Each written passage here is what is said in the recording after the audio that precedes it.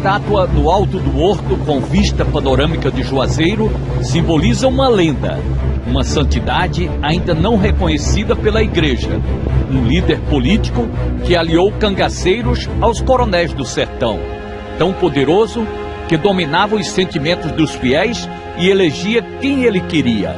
Virou santo na devoção dos romeiros, mas foi afastado pelo Vaticano. Hoje está em andamento um processo para reabilitar o Padre Cícero. E logo em seguida começam os rituais da beatificação. Depois vem a tentativa de canonização. O autor Frederico Pernambucano de Melo escreveu a trilogia do Cangaço. Imortal da Academia Pernambucana de Letras, ele trabalhou diretamente com o sociólogo Gilberto Freire durante 15 anos e fez o mais profundo estudo sobre a cultura nordestina do tempo em que os coronéis e cangaceiros tinham estreitas ligações. Em Estrelas de Couro, ele descreveu a arte dos violentos guerreiros do sertão que costuravam e bordavam suas roupas e adornos de couro. Agora, no seu 7º livro, O Elo entre Padre Cícero e Lampião. No memorial, uma parede com fotografias que contam a história do Padre Cícero, desde o seu tempo de político, quando foi o primeiro prefeito de Juazeiro e deputado federal, e também no aspecto religioso. Uma destas fotos é a capa do livro do escritor Frederico Pernambucano de Melo. Quando o Padre Cícero chegou ao Juazeiro em 1872, havia apenas 30 casas cobertas de palha. Hoje, a população da cidade é superior a 300 mil pessoas. Ele morava nesta casa e aqui vivia também Benjamin Abraão. A casa se tornou museu. O longo corredor dá acesso aos 10 quartos. Num deles, morava o braço político do Padre Cícero, o deputado Floro Bartolomeu. Em outro, o secretário particular Benjamin Abraão. Benjamin Abraão viveu aqui 17 anos ao lado do maior líder político e religioso da região e se aproveitou dessa ligação estreita com o padrinho.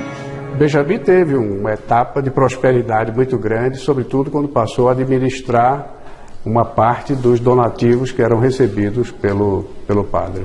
Então aí esse período é marcado pelas comprovações fotográficas de que ele aparece usando ternos de casemira inglesa da mais alta qualidade, ele ia para o Recife, luxando na gravata de seda pura e tudo.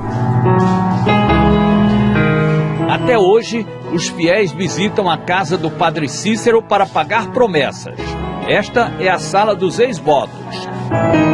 Diante da imagem, eles rezam, agradecem pelas graças alcançadas, conversam com o padre como se ele estivesse ouvindo.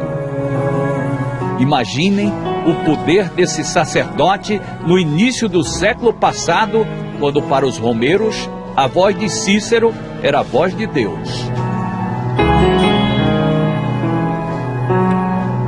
O todo-poderoso Padre Cícero conseguiu unir o bando de Lampião à Polícia Militar do Ceará e ao Exército Brasileiro, no Batalhão Patriótico de Juazeiro, para combater a coluna Prestes.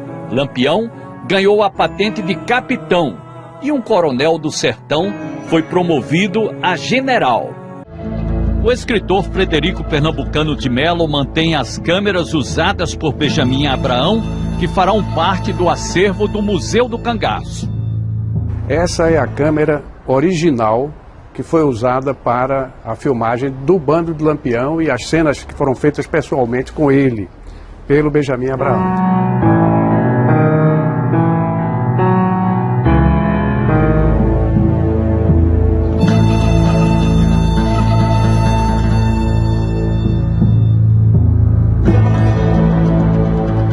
Com sua câmera caixão, Benjamin Abraão deixou as imagens de um documentário histórico da época em que os cangaceiros dominavam os sertões do Nordeste, invadindo fazendas, saqueando cidades, sequestrando, matando, espalhando o terror.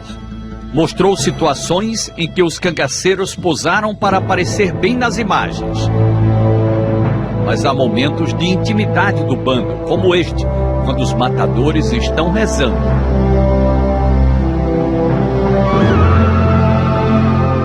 durante as refeições coletivas, quando Benjamin mostra a intimidade com o grupo de Lampião sendo servido por Maria Bonita.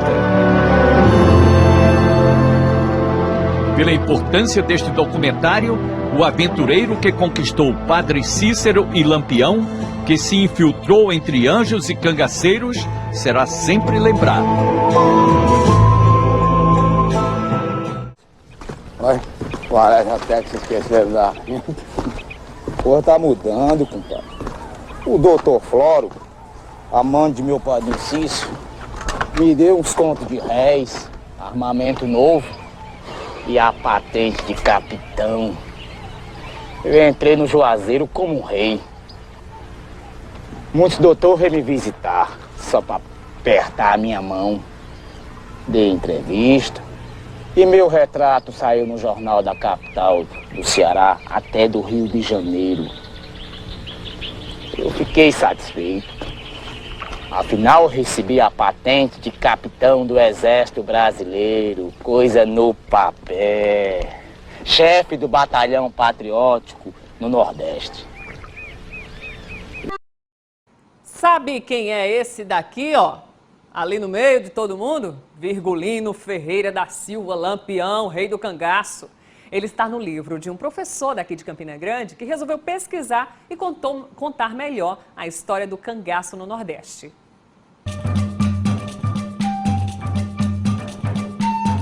28 de julho de 1938. Esse foi o último dia de vida de Virgulino Ferreira, o Lampião.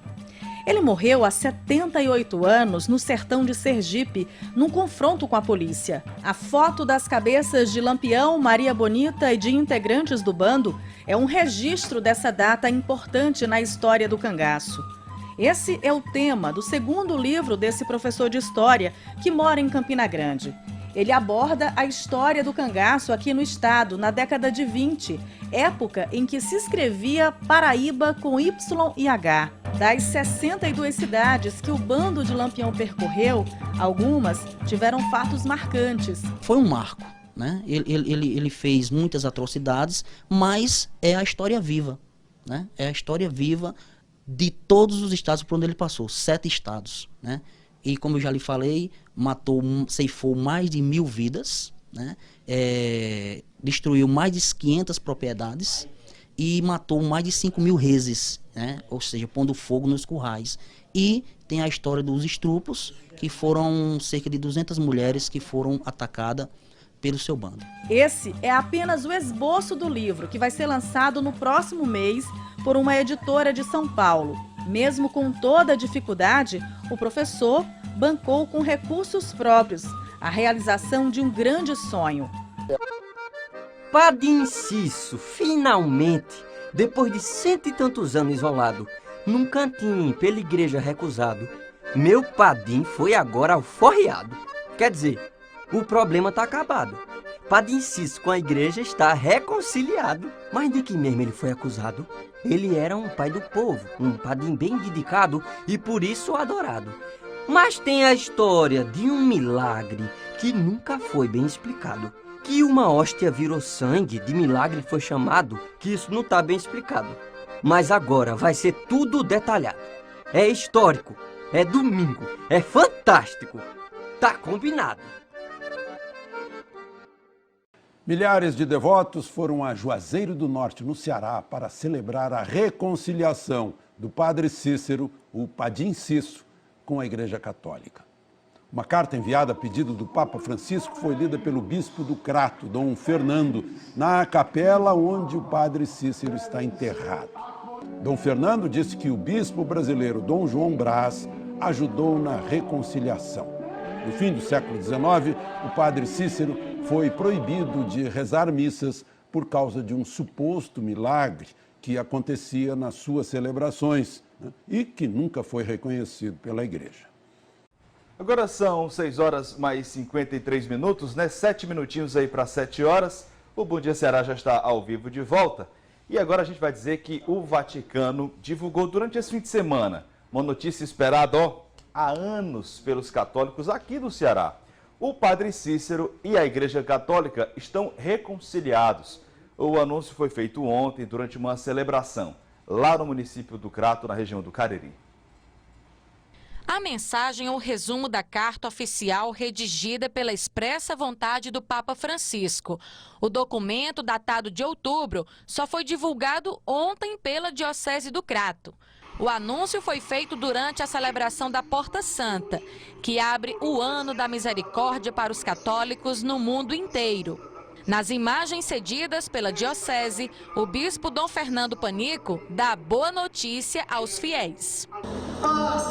Pela Porta Santa, com todos nós, entrando nesta catedral, onde ele foi batizado e celebrou sua primeira missa.